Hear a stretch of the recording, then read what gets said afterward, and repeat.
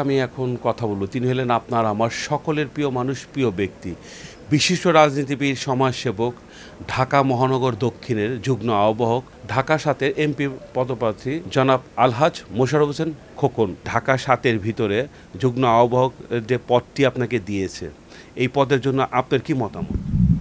আজকে আপনারা জানেন যে আমাদের ভারপ্রাপ্ত চেয়ারম্যান জনাব তারেক রহমান সবসময়ই বলে আসছে যে ত্যাগীদের মূল্যায়ন করতে হবে।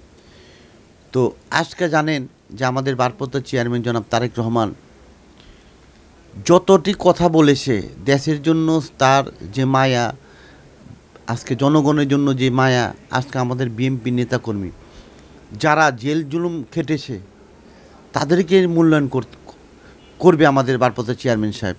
তারই আজকে একটা প্রতিধারায় দেখতে পাচ্ছেন যে আমাদের ভারপ্রাপ্ত চেয়ারম্যান জনাব তারেক রহমান আমাকে ঢাকা মহানগরের আবার যুগ্ম আহ্বায়কের পদ দিয়েছে।